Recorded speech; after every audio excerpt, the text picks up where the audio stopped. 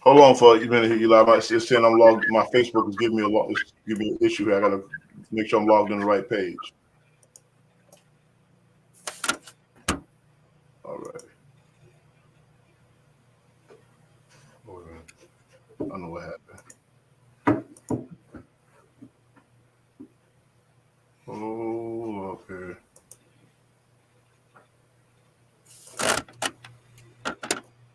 I log into my other page, so that's what happened. This is what happens when you get too many pages going.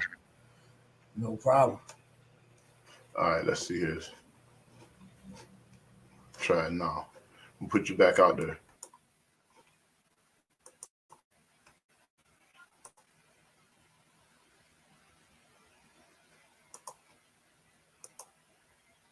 I think I got a problem here. Let's see. Am I live on Facebook already? Yeah, already live. Look at that. I'm messed up here. Okay. I can't go to that one there. All right. What up, y'all? Where y'all seeing me at? Click on my thing. Let me know where y'all watching me from. I got my joint all screwed up here somehow. Like, okay, let's go back out of here. Let me get out of here. Let me find myself. All right. I'm trying to get my corner talk going, y'all. I'm back, though. I got a little issues here. I'm back. I'm good. We good. All right. Great afternoon, y'all. Great afternoon. Listen, I got a special guest today. I'm gonna bring my special guest in a minute. Some of y'all may know this brother. Those of y'all who don't know him, you gonna know him when it's all over. This brother has been making some moves. He's a real good influence, and for a lot of young people to pay attention to. If you're in the construction business or you're just in the business, period, you're trying to get out there in the world and give back and do some things. This brother I got on, that's going to bring on the good brother to it. I met him a while ago, and we've been trying to put this together, get on here and talk. We want to talk for a while, talk to y'all for a while. So I'm gonna bring him in. I'm bringing Mr. Eli Smith. He got a whole lot of hats, just like myself. So he gonna tell you his hats that he wear, and I'm gonna let him. He's better at explaining who he is than I am explaining to anybody. So. Without further ado, I'm gonna bring in Mr. Eli Smith, entrepreneur. That's what we're gonna call him right now, Mr. Eli Smith, entrepreneur. We all know him. Let's get his brother some likes and let's show him some love. All right, Eli, what's happening, brother, man? Hello, how you doing, Mr. Schuler? Awesome. Just call me James. Just call me James, brother, man. You always say Mr. Schuler. I'm James. All right. How you doing? I'm good. Enjoying this. We got the cold, right? Yeah, man. Listen, this ain't like New York before, ain't it? Nothing. But yeah. I guess the one day it was negative 10 degrees, then all of a sudden it jumped to 40 degrees on Sunday. So this weather is crazy in upstate New York. It's hard to. It's very temperamental. That it is. But as we see in your world, your line of work, you can get stuff done right now. Yeah, we work year round. So in that construction industry, especially coming out of COVID, we went through our trials and tribulations with a lot of projects that were put on hold due to COVID, a lot of supply chain issues. But we were able to weather that storm, and we're back. We're working strong. We still have a diverse group of employees that work with us in multiple different states. I've been blessed to have the team that I have. But we're here. Awesome. Before you get into a team, I want to back up a little bit. For those who ain't heard, those who just joined, I got Mr. Eli Smith here, entrepreneur. Were you in Syracuse now? We're in Syracuse. We're in your office in Washington, D.C., Charlotte, North Carolina, and also in Dallas, Texas. So we're up and down the East Coast at this point in time. We have, we've been blessed to keep going, and we scaled over the last few years. That's awesome. That's awesome. That's awesome. That's awesome. For those that's joining, man, those of y'all just joining, give us a like. We here with Mr. Eli Smith from E Smith Contracting. Eli, listen, I want let's get into this. Tell me something. Tell the people where you from. Let's get the people that don't know who Mr. Eli Smith is. Give them a little short background who you are, so they know who we talking to here. Yeah, born and raised in Myra, New York, 607 area. Mark Twain country, Tommy Hilfiger. That's where I was raised. Raised there until I was about 8 years old. And my parents moved to Auburn, New York. Graduated from Auburn High School in 1990. Lived most of my adult life in Central New York. Moved down to Atlanta for a number of years, but came back up here, and I've been blessed to have great parents that have been my rock, and a great family that I have been able to rely on, and hopefully I have been a source of pride for them as I grew older in this game called life. Mm-hmm. Yeah, I'm pretty sure you are a prize for them.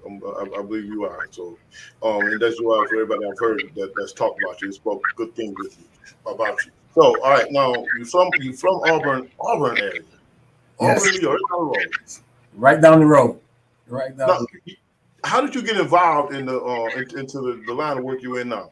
Yeah. So what happened is the story is, James, at the age of 13, my father left me. He was a supervisor at Miller's Bottling in Auburn, and he wanted to spend more time with the family, with us kids, and so he quit. And everybody thought he was stupid for quitting, and he started what was at that time a carpet cleaning janitorial business. And I have 5 siblings. There's 5 of us siblings total, and he stopped, and then he started. His first company was called JPC, and he had me start working with him. We were cleaning banks, cleaning out different offices. 3 nights out of the week, I would go work with him, and he taught me the value of the dollar and also what hard work can do. It was, for me, I didn't realize the life goals or the life, lessons that I was learning from him at that time, because he used to bring me in board meetings even at that young age, and there would be, procurement officers or managers from the banks that would say, James, you're going to do this job for this amount here. And he would slide the contract back over to him and say, no, I'm not, because I did not, he's always said, if I did not estimate this job, you can't tell me what the value of the job is. So I learned from him that before we take a job, because what happens in our community, we could be given a job and told what that job is worth. And that job could be twice, not even cover our overhead, right? Let alone our profit that we expect to make. So I learned from him on the art of negotiation. So the way it started was working for him for a number of years, going back to your question. And then what happened is 2009, 2010, if you remember the economic downturn that we had at that point in time, I said, I was working for my father. I was like, what am I going to do? And at that point in time, I remember watching the TV show that was out at that time called Oprah Winfrey. She had a gentleman on there who ran a business that was called Got Junk, right? And he had talked about how he started with a pickup truck and expanded to 3 different countries, and he was doing over 180 million a year. And one day I woke up and I said, you know what? I'm going to start my own business. That business is going to be called So Gone Trash Removal. I went right down to the local county office building, paid my $35 for a DBA, and started what was then called So Gone Trash Removal. And I ran it the same premise, the same way, business model that this particular man had run it as well. Profit margins was 40 to 60%. And I just said, you know what? I'm going to knock on people's doors. I'm going to go around, and this is going to be my full-time job. It's trying to create business and trying to find landlords or homeowners that could utilize my services. Okay. Now you said I think I know what it is, but I want to hear your version of it, because you say you spent $35 for a DBA. DBA, doing DBA. business. Yes, doing business. It's a DBA. Okay. So a DBA is the first step when you get your business. It's a certificate, a license to be able to have a business in the state of New York. Okay. See, and for us here, for those who don't know, us here in Wayne County, if you want to get a DBA, you will go down to the down there on Water Street to the town office, and you would basically just go spend your little money and fill out your paperwork, and they give you DBA, and next thing you know, you're a business. Right. A lot of people think it's more complicated than that. Right. A lot of people what? Think it's more complicated than that. No, it's not. No, it's not. That's the easiest thing to do. And I always feel like fear is what keeps us from starting our own businesses, right?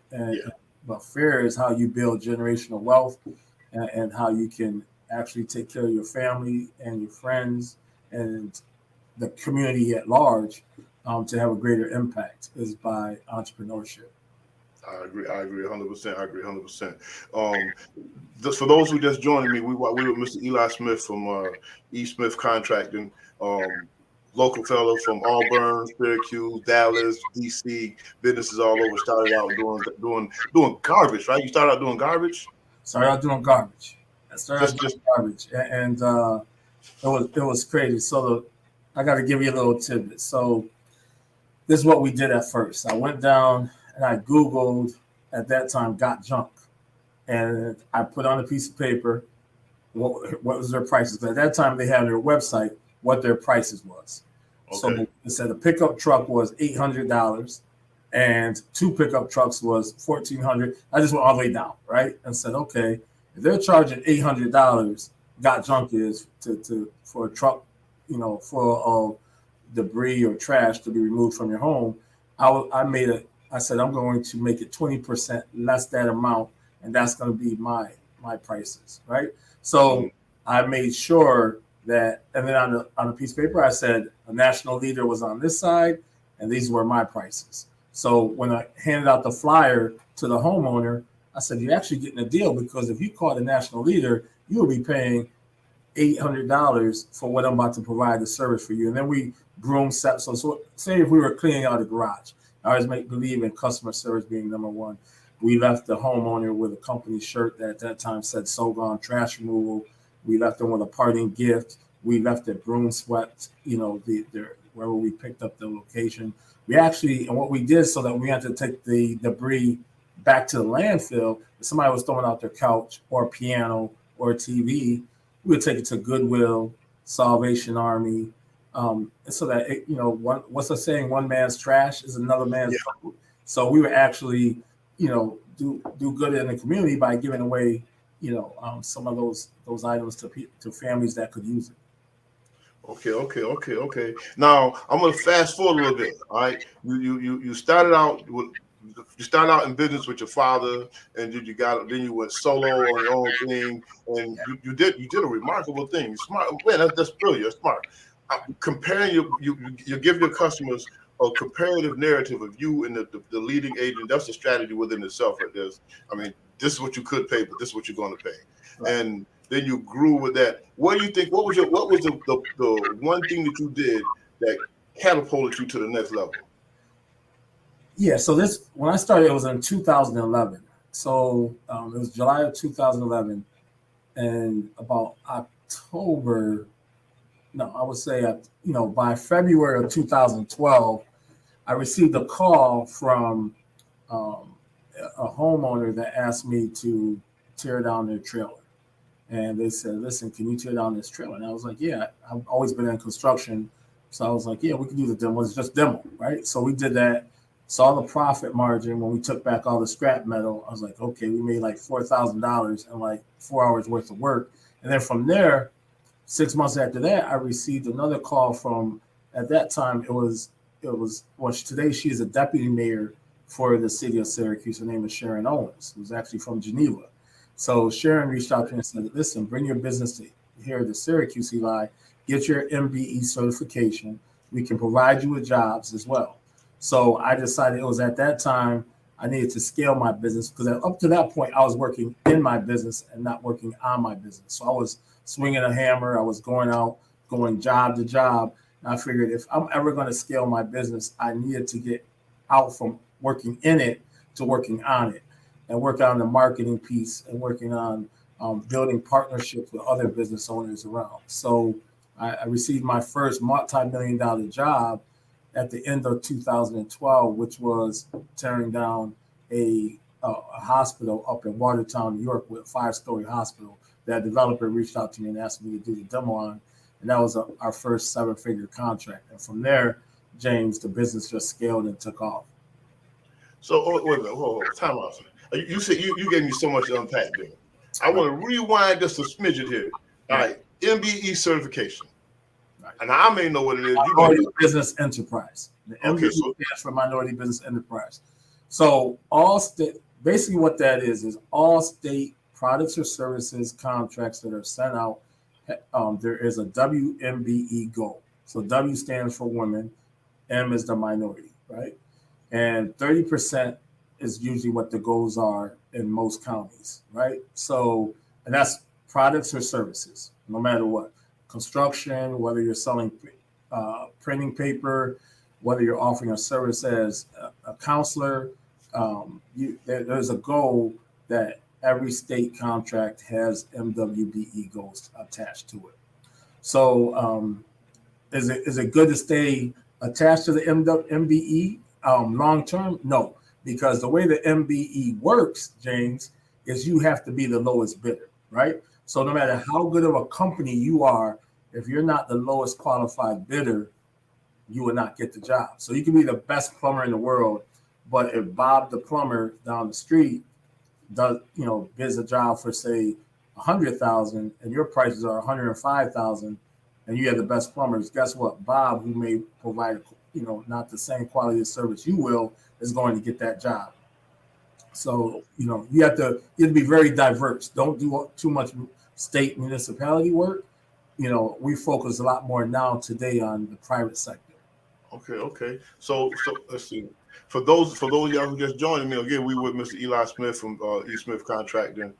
Give me some action in the comments to let me know I'm still live and moving. I see all y'all here. How y'all doing, Jeanette or Eli?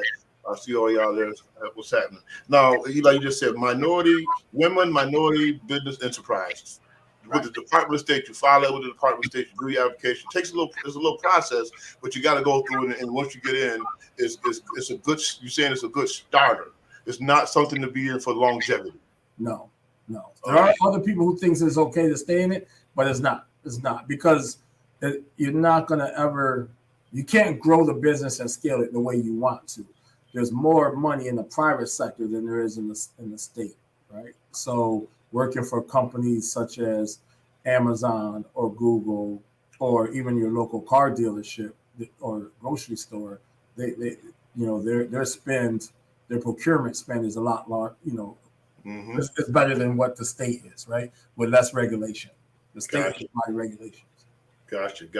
And now you also said you spent a lot of time. Now, for those y'all listening, now pay attention to this statement right here. Now, this some G stuff right here. This is real life G stuff you just said.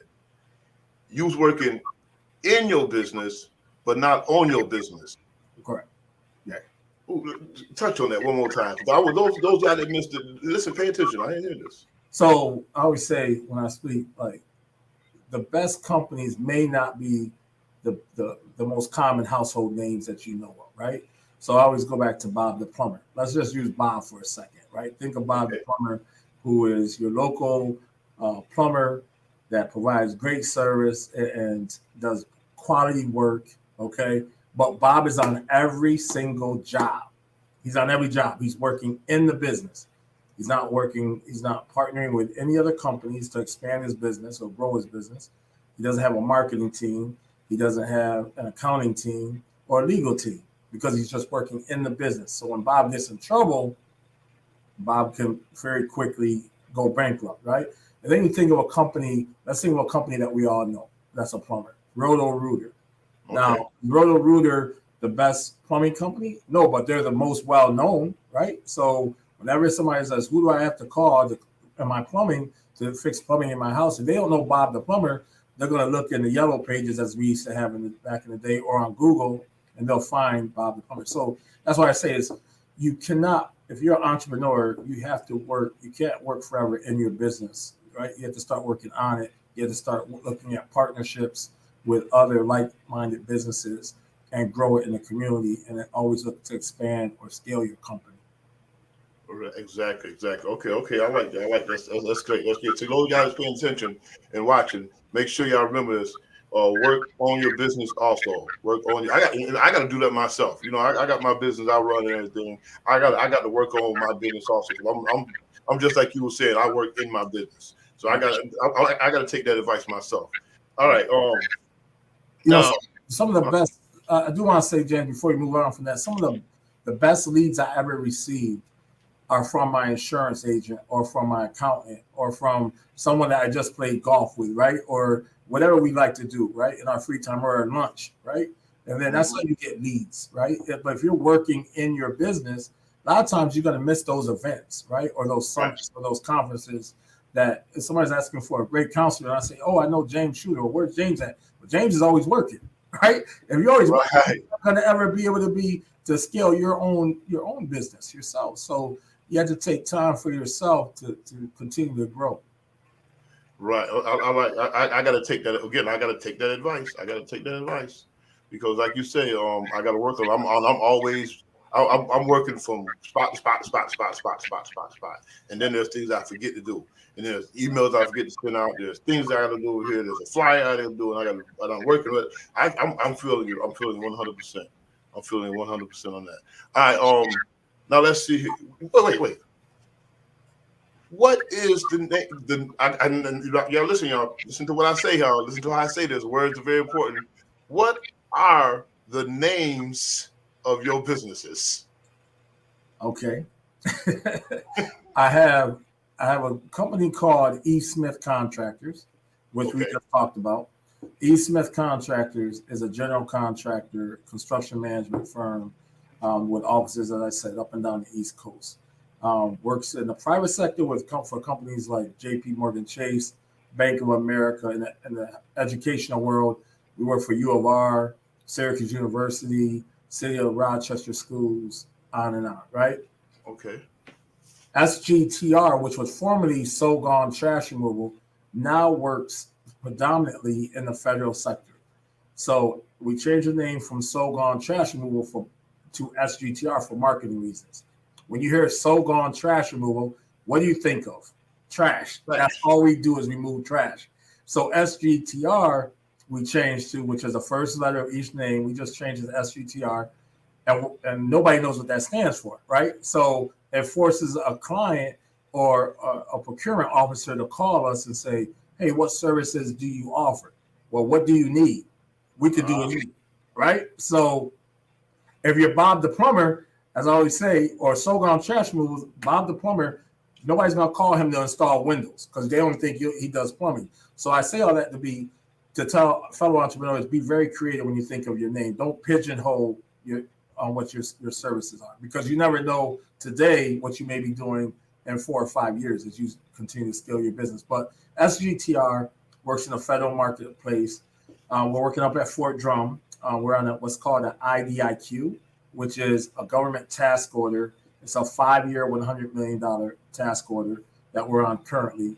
And then in Kittery, Maine, we were just awarded last year a 5-year, $250 million. And that's with a JV. We have a joint venture partner with another company out of Syracuse, but we're also the prime on that as well. So we've been, like I said, we scaled those 2 businesses and we're doing well with that. Then I also have a third business, which is my first nonprofit, which is My Dream Summit, which talks about Black excellence, bringing in Black powerful voices like yourself to help the community at large and give back. It's my philanthropic, I always butcher that word, but it's my give back to the community. Right. Listen, we do the same thing. So, and then I started, had my first IT company, which I started with 2 other brothers, and that's called Connect. And Connect is almost, and it's going live the end of, probably the middle to the end of 23. And what Connect is going to be, it's going to be similar to LinkedIn, James, where it's going to connect Black businesses for anyone or organizations for anyone who's looking for a Black business to work for them or a person. So, for instance, let's take a company in Idaho. This is how it's going to work. A company in Idaho who's a lawyer, wants to hire a Black female, say, paralegal. they don't know where to find this person. So they're going to go to Connect. Because you know what, when we talk in our community, like, oh, James, you got to Connect? Yes. Yeah. Now you're going to download that app called the Connect, and it's going to be the platform for all things Black, where Black businesses, Black people can advertise by putting up their resume, but yet organizations will be able to find these individuals when they're trying to fill a need or a want. So there's a lot of different things I'm doing, but those are, it's all about just helping the community and at the same time trying to be successful while doing it. Yeah. I like that. I like how that works. Man, that's awesome. That's awesome. Now, I don't lie. I did a little research on you behind the scene. I got on the Instagram and I looked on Instagram and I seen you on LinkedIn and I looked at bios and I said, wait a minute. I've been knowing you for a little while now, and you're an author too. An author? Yeah. We're doing an autobiography with a brother by the name of Dr. James Peterson. So James came to me a year and a half ago and said, listen, there's more people in our community who need to know. I'm just a high school guy, right? Didn't go to college, learned from my father. My father was a Black Panther who dropped out of high school at 9th grade. So I'm just like so many of us, right? Who we're not second generation. There's, the only thing that was passed down to me was wisdom, no money, right? No Donald Trump. There was no Donald Trump around my family, or no Bill Gates that passed down money as none of us. We're all raised the same way. We come from mud, as we call it, right? So as I was able to be blessed and find out different things, I guess there's a need or there's a want, and so I'm writing my first book, an autobiography on my life and what's next. Okay. All right. Okay. Hands in it all. Now, before I touch on the one thing that I want us to spend a little bit of time talking about and hearing a little bit more about, is there any projects that you've done that you really want to point out that you're really proud of? And then I want to say this before you go on. I want to say this. I know, because you told me already, construction is what you do. It's how you get where you got to get at. Right. But who you are and what you do, that's what we're going to talk about in a few minutes when we get into our next segment. But what's one thing you can say that you're really proud of? That you like to say, yeah, I did that. Yeah. There's so many. We had so many firsts in this business. But the one thing I'm proud of, there's a couple of things I'm proud of, right? In 2016 rather, we received from Governor Cuomo the New York State Minority Business of the Year because of my team, right? There's nothing that I did special, just a team. Then also in 2019, my company, E. Smith Contractors, was the first ever Black general contractor at Syracuse University. And you would think, why? Why did it take them so long, right? Right. So University has been in existence since 1870. We have not beat on the door, kicked, screamed, and said to the people up on the hill here at Syracuse University, when are you going to spend money with Black businesses? I was blessed to be that first Black business. We have built 2 different dormitory houses that on Euclid in Syracuse up on the campus. And so that was a first, right? So, and just like so many of us in our community, there's many things that we do that's the first, right? Whether it's the first Black-owned coffee shop, first Black-owned, I know Todd Reed, who's also from out that way. Todd has a dental lab, right? That's in Syracuse, the first ever in the history of America. He owns the first Black dental lab right here in Syracuse, from the 315. So those things need to be celebrated, and not just for 28 days out the month. We need to celebrate Black excellence year round and talk about this. And I always say we need to grow. In order for us to change our situation, we need to grow the Black middle class. That's what it boils down to. The Black middle class. We need to, expand and grow that, and we can only do that with companies that have a diverse spend and are true entrepreneurs and care about diversity. No. That That's a great segue, right? That's a segue. We're the segue point right here. For those of y'all who remember, right, or those who don't know, I'm gonna bring y'all back to remembering on something. A few months ago, I shared information about me going to Syracuse. I had to go participate in this big summit. I was invited to do a big speaker on one of the breakout sessions on school prison pipeline. I think Soledad O'Brien was there. There was people from all over there. It was a big deal, and I was really like, wow, I'm going to speak and be in the same area with this all-star cast of people. And this the guy right here, Mr. Eli Smith, who invited me and requested my presence in this event, which made me like, wow, I'm in a huge. Because listen, this summit was in a huge venue. It wasn't like a school gymnasium or something like this. This was a Syracuse Convention Center type setting. That event was, for me, it was huge. It was very important. I was like, wow, I met some great people there. Then we had a little after party, and the next day was even greater. It was an awesome event. Let's talk about that. What the heck were you thinking, brother, man? What was I thinking? I don't know. I was thinking about how can I help my community, right? So it went from organically, every year we would have a company party, right? Okay. And that's 2013, give out awards, company party every year. And then from there I went to, all right, we got to expand this company party at a bigger level. So then we had a gala for the company where about 150 people came, and my friend Dr. Michael Eric Dyson come, and then it expanded from there. And so in 2019, I said, you know what, let's do this on a bigger level, right? Let's call it My Dream Summit, because Syracuse, unfortunately, like many cities in upstate New York, but Syracuse is number one in poverty and number one in childhood poverty. Mm. So the way I feel about it is this, James, no matter how good you think you are, we can always do more. That's number one. Yes. We can always do more.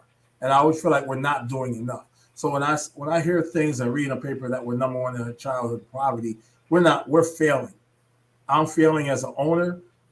Even though I have 70 employees, I'm not hiring enough. I'm not growing that Black middle class. There are too many children out here starving, right? So I said, how can I do more and affect the greater community? So I said, let's bring in different speakers. Let's talk about what really plagues the Black and brown community. And that's why I said, James, can you please come out and speak and talk about the school to prison pipeline?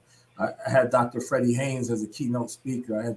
I had our former county executive, Joni Mahoney, speak. I had Auburn, New York's own Mrs. Coates, Anderson, Kelly Coates, who is the head of diversity, global diversity for Eli Lilly, who came out and speaking for us as well as Dorsey Levens from Nottingham High School in Syracuse, New York, came out to talk about his Super Bowls that he won when he was with the Green Bay Packers, but his life as a Black man after retiring from the NFL.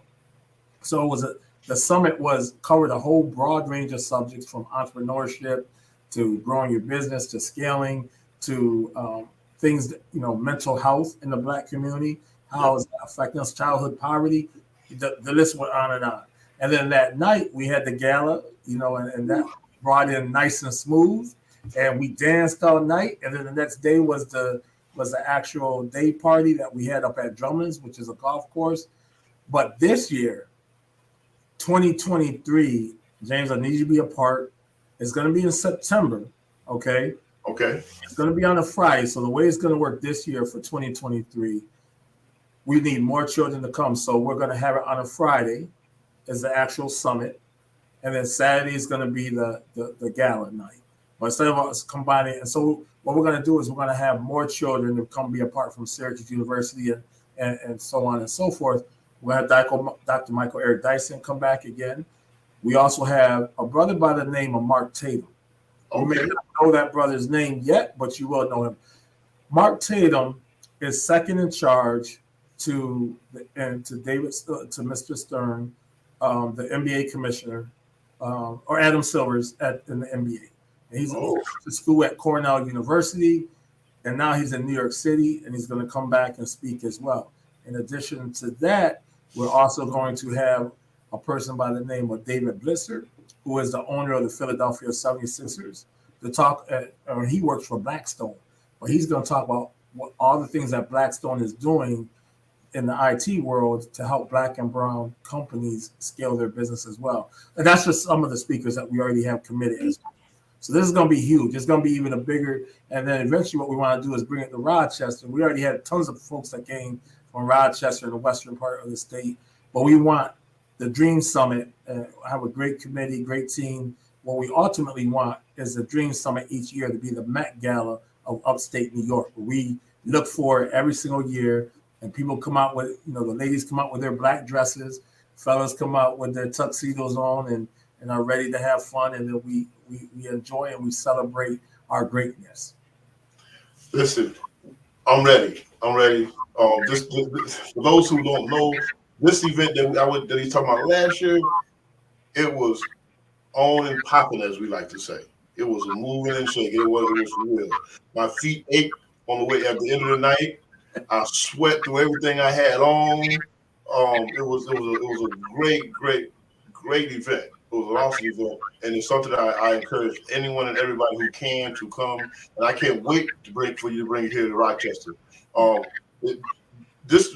Before we get too far, get off of here, Eli. So I don't know how much time we got here, but I'm gonna something in the chat that I want to see if we can help him with, because I know this young brother is all the way. I think last time I talked to him, he was all the way over in California, and he watched us away over there. Give it, John Hill. Give us a like if that's where you at now. You still in California? You don't came back this way. All right, because he asked us a question. All right, and maybe within the area, so in California still. All right, and with the Dream Summit, one of the biggest challenges that you're going to have, right? Correct, is getting information out, letting people know about it so they can come. Because I'm telling you, I've been to the last one and I've seen the one before. This is not a little hard. This is not something you did with $5-6 and somebody was a grill cooking a chicken.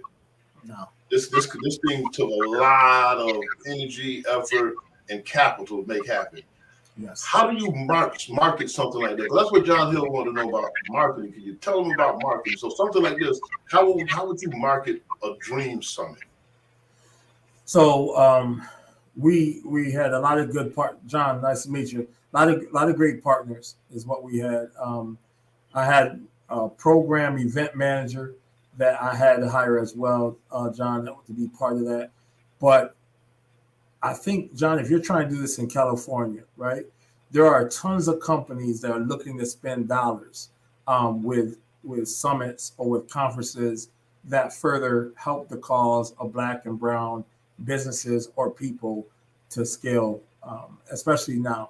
After George Floyd, and what happened to George Floyd and all the different experiences that we know, or situations that have been horrific in the Black community, there have been more Fortune 500 companies that have been reaching out and saying, Eli, I want to be a part of this. How can we put our dollars after the Dream Summit, right? And there are bigger conferences nationally that happen. But that's why one of the things of the Dream Summit, John, is we have one rule. And that one rule is we will never allow a politician to speak at the Dream Summit, right? And you might say, why? Well, because I'm not a Democrat or a Republican. I'm a human being. And I believe the Dems and the Republicans both have put our people in a situation that we're all screaming and saying, get your knee off our throat, off our back. So we had to take it upon ourselves to rise up. And so I said, there's only one bylaw. So if this thing goes on for 100 years and I'm not here, the only rule, like one rule of Fight Club, the one rule of my Dream Summit is not going to be, there will never be a politician that can speak. So we welcome all people because it's going to take us all to rise up. right? And as they say, when the waves come in, we need all ships to rise, right? So we need, whether you're from a small community, whether you're from a urban city, we need all people, because problems that affects us no matter where we are. And so, back to your original point, James, it was about a $300,000 investment for myself to get this thing off the ground, and and we did it. We went through our lumps and our bruises. We sold a lot of sponsorship dollars. We still operated in the red, but when that day came, it was a great success. Seeing people's smiles, seeing the young people saying, "I learned so much," that was everything for me. Well, I'm gonna tell you, that event was phenomenal. For those who missed it, I'm telling you, you missed something very powerful. The things that we learned, the people that was there that were rubbing shoulders and taking pictures and hanging out and chilling. It was a real live event that we could all sit back and be proud of. Even if it may not have met the color code or the markers, Right. for the bookkeeper, Right. for the people, man, it was awesome. Yeah. I learned so much. Other people I know learned so much, and it was a thing that I would say to everybody you cannot miss out on again. For those that are listening, I do want to say this. This is how good this brother James was. After that event, I had 4 or 5 different people who reached out to me, because we're talking about bringing this to Philly and also to other cities in Baltimore. And I had someone who was there that was from Philly, James, that was saying, "Listen, can we request to make sure that you bring James Schuler and other people to speak about the school to prison pipeline, because that's a real issue, right?" Yeah. And so those breakout rooms, we had the headliners, we had the big ones, but what people appreciated most, James, and you were in those rooms, was the information that you shared and your true life experiences, because people can adapt, or people can't score a touchdown like Dorsey, right? But the realness of that school to prison pipeline and how to break those chains, what you talked about, or the mental health piece, thank you for being a part, and I look forward to next year you coming with your wisdom and bringing more people from your area as well again. Listen, I'm in it. Saying no to this is foolish of me. I'm in it all day. We're gonna get more people with us. We're gonna make this thing great. Mr. Eli. Yes, sir. Is there anything that you want to say to people? First, how can they get contact with your people or your team? Yeah. So please feel free to, my Instagram is Eli Smith CEO. I'm on LinkedIn as well as Eli Smith. My email address is eli@esmithcontractors.com. I answer all emails. I get back with you. If you are trying to scale your business or grow your business, that's truly what I'm all about. I do what I can to help you do that. I will share my Rolodex with you as well, different relationships that I have, because that's what's really most important. It's not the dollars, right? What we want to do is be able to share each other's contacts so that person can grow their business as well. I always say, James, I do want to say this. I think that upstate New York, we have it upside down. When I visit Philly and DC, I think in upstate New York, we have too many nonprofits, right? Mm-hmm. And in order to grow the Black middle class, we need to flip it. We need more entrepreneurs and less nonprofits, because that's the way you scale your business. That's the way you are able to hire people and have them come work for you, making 6 figures. And then that creates generational wealth. And then parents, when your kid graduates from high school or from college, those relationships, I see what they do. What they do is they put their kids in Google or in Amazon or have them go work at Princeton. And we got to do a better job as parents, making sure we set our kids up for success, James, and finding them good jobs, right? And putting them in whatever they want to do, whatever field they want to work in, or putting them in fields or with companies that are Fortune 1000 companies so that they can be successful. Exactly. That's why we at Wayne MBK, my brother's keeper in itself. It's all about making sure that we give our boys, Black and Puerto Rican boys specifically, the opportunity to engage with people just like you, so they can sit back and they say, listen, this is a brother who didn't go to college, right? Didn't go to college. Nope. Just all you have is high school papers. Yep, that's it. School of Hard Knocks. That's School of Hard Knocks, and you follow the foot tracks of your family, your father before you, and then you use some common sense there, and you took some challenges, took some risk, and you compared, and you went out there, and you got your hands dirty. Literally got your hands dirty in the garbage. Yes. Yeah, and then took some courses, partnered, learned about the business development, all that trial by error, right? A closed mouth never gets fed. That's the biggest thing. I've been in rooms with people who's been in business for 40, 50 years, Black men and Black women, and still have one employee. And I'm like, and I go in a conference with them and I look at how they're acting. It's because they're not talking. They're not using their mouthpiece. If you need something, go say what you need. Know what your ask is. So when you're going to, say, Syracuse University or to Google or Amazon, and if you want to offer them a product or a service, don't be scared to talk about your product or service. Have your 2-minute elevator pitch together to say, this is how I can help you, and this is how you can help me, right? Did y'all hear this, brother? This is a brother who's in there doing the things, out there making the moves right now. Who's in the field, in the economic area that we all strive to want to be at. Because I'm gonna tell you, I'm gonna throw it out there. I gotta tell them about the last day of the event. Go ahead, preach. Okay. Yes, it's the last day of the event. I'm tired, y'all. I am tired.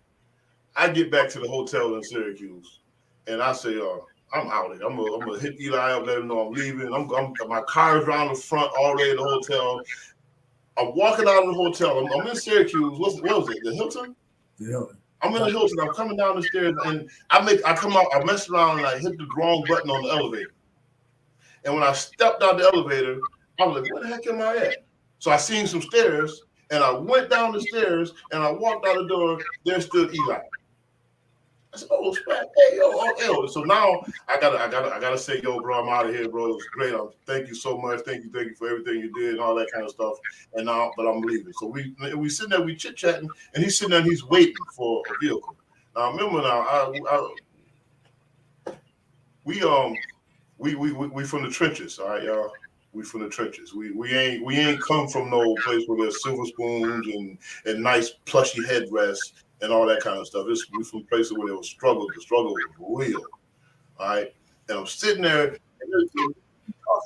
and I'm like, I'm not even thinking onto it. But he waiting on valet parking.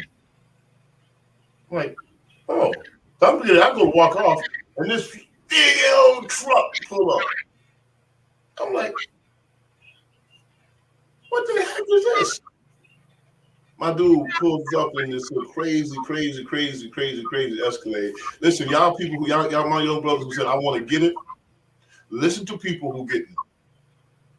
Don't listen to people who say I want to get it. Listen to people who get it. That's why I listen to people who are doing what I want to do. I don't want to listen to people who saying I want to do what you want to do. I want to listen to people who are doing what I want to do.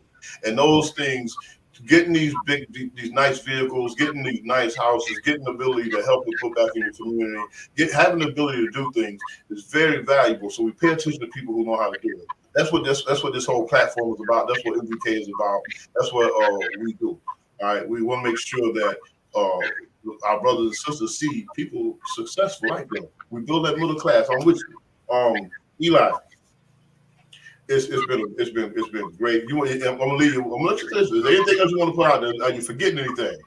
My only thing is, James, let's get together. Let's do this again. I had a great time. I would love to come back and talk about problems that plague the Black community, but then also solutions. Right? Yes. So let's not just talk about our problems. Let's talk about our solutions, right? And how we can rise above. I'm gonna leave. I want your 2 cents on something. All right, so you took us there. I I did last Thursday night. I went to Hobart, Will Smith College, and I had to give a fireside chat on the Terry Nichols case. All right, and one of the things that I put out there in the thing, I challenge the young people of Hobart to understand that racism that we got to deal with is a power constraint. It has a power. It's a power constraint. It's about power. It's power and power and control. It's not as much about all these different ethnicities and so forth. It's specifically a power control issue. And I explained to the young people that what we got to do better is make sure that when people who have power delegate power to other people, that they hold those people accountable. I know I'm throwing you on the spot. You feel free to say, "All right, I gotta go, James." Feel free to say that. But when it comes to holding people accountable, when it's about holding people accountable, especially our own people, how do we do that and not seeing? If I could ask you such an unorthodox question and not seeing like we putting each other down, because sometimes we look at each other funny when we say, "Nah, bro, you ain't doing right." If I don't agree with what you're saying, I think it's what we call it keep it real, right? Ain't no half stepping. I think that we need to do more of that in our community, right? I think that in Syracuse, James, we have a generation of young people that are fierce, that are strong, that are like, get out my way. I'm going to raise the black middle class. Get out my way. I don't believe in these politicians. Get out my way. I'm tired of this black on black crime. And they're all between the ages of, say, 18 to 28, right? They are like, and I'm empowered and feel stronger about it, watching how they're growing up, because they're acting the way that us OGs should be acting, right? So what's happened is, I think that people in our generation and older, James, we got some people that just like, well, this is the way it's always been. Well, just let them go on about their business. And I think in our community, sometimes we're too forgiving. Mm-hmm. We should be more like, listen, I'm tired of you kicking me in my back and telling me you ain't kicking me in my back. You got one more time to kick me in my back before I react to this. So for instance, let's talk about My Dream Summit. I took it personal when if no politician, and politicians were there, but if I didn't see a politician that was always talking about, I want to grow the blacks, I love black people, I believe in this, and use our blackness as their platform, but yet they weren't at this summit, I challenged them next time I seen them. I was like, this was an all-black event for black excellence, and you talk about this is what you're behind, and you weren't there, but yet you want our vote. That's why we exposed you, because we talked about that. And they were like, "Oh, what Eli had to go fish." No, you don't got to explain to me, because I ain't gonna vote for you anyway. I don't. That's your thing. I'm not Democrat or Republican. I'm just want I see you. So back to your original question, we have to be unapologetic. That's what it is. You have to let them know that you haven't done anything for us. Right. And the buck stops now. Right. So there it goes, right there, y'all. Community. Right? Huh? Say again? Both our community and outside our community, right? Yes. Just as quick as I'm gonna call somebody else out, I gotta be just as quick when to call out somebody like me. Closed mouth don't get fed. What you scared for? Yep, exactly. Hey, that's how I gotta go. So professional way. I'm not talking about you got to shake somebody up. I'm saying, listen, I see. And next time somebody asks me about you, I'm gonna tell them who you are. Right. Now you could change, and then I could say, "Oh, you did change because you used to be this person." Right. That's how I look at it. Eli Smith today was not always this Eli Smith, right? We talked about this, right? We come from doing all kinds of bad things and doing things that our parents won't be proud of, right? But this thing called life is a marathon. It ain't a race. Yes. I'm with you, brother. Listen, Eli. Listen, this is great. This has been great. We're gonna do this. We're gonna come back and we're gonna get on this again. We're gonna have a conversation. We're gonna have us an issue. We're gonna bring it up. I want to make sure that the people know that people out here know that you exist, and there's people like you out here in this world that made it and still trying to make it. And looking back and saying, "Come on with me, come on with me," because a lot of people we don't really see a lot of time brothers just making it come back and say, "Yo, we look at them. They get looked at. Oh yeah, they over there.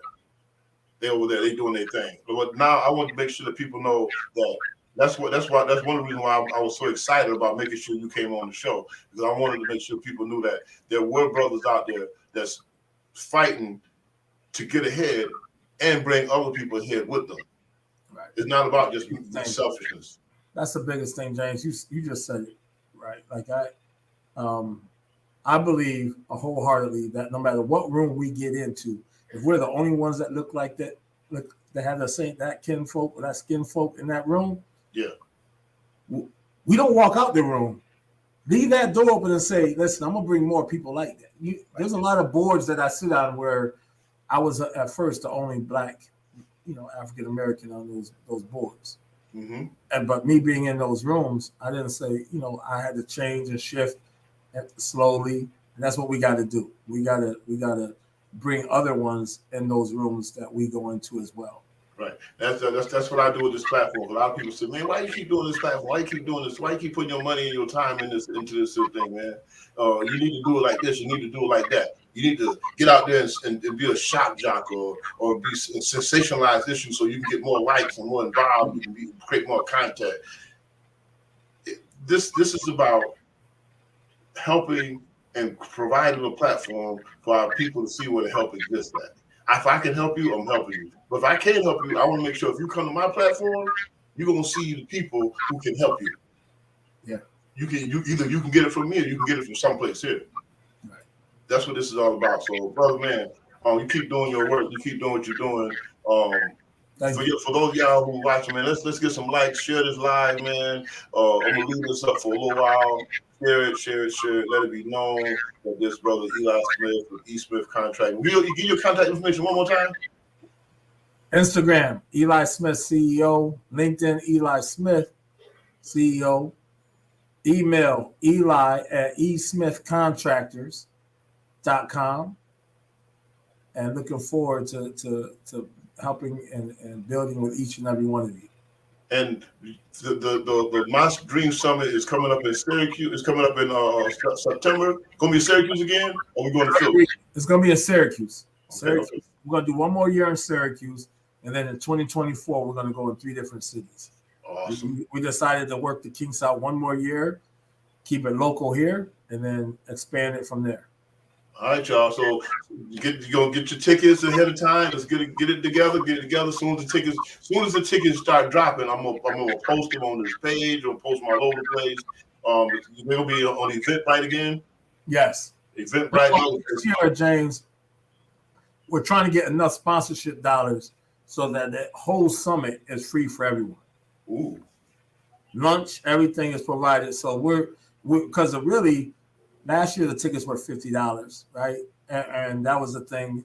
You're dealing with a poverty. I do believe that information should not be given out for free, but I also believe that sometimes to rise above, the young people who can't afford even the $10 to get in there, let's just have it wide open. Let's let the sponsors and use my dollars so that everybody can come for free.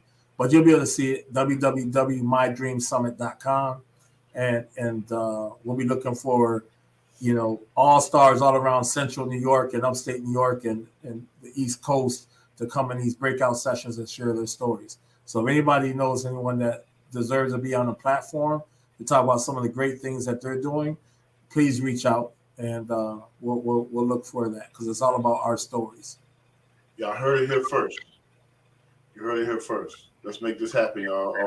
Eli, thank you so much. I'm gonna put you back in the waiting room and don't leave yet. We close out this my live, and I'm gonna talk to you for a minute. Hang on real tight. I'll be with you in a minute, Eli. Listen, All right, one more time. Let's get some likes for Eli Smith. All right, y'all. I'll talk to you in a minute. Hold on, there, Eli. All right, y'all. All right, listen. This my time is up. My time is up. I swore I was only gonna be on here for an hour, and I'm here only an hour. I did good today, y'all. Listen, for all y'all paying attention, opportunities were presented. I'm staying in contact with the brothers and everything. Y'all can get involved. If you want to get involved, hit me up. He gave his contact information. Use it. All right, y'all. Until next time, y'all get my next guest on Corner Talk. We're gonna be back again. I ain't gonna tell you when, but we'll be back again. All right, peace, y'all. I'm out.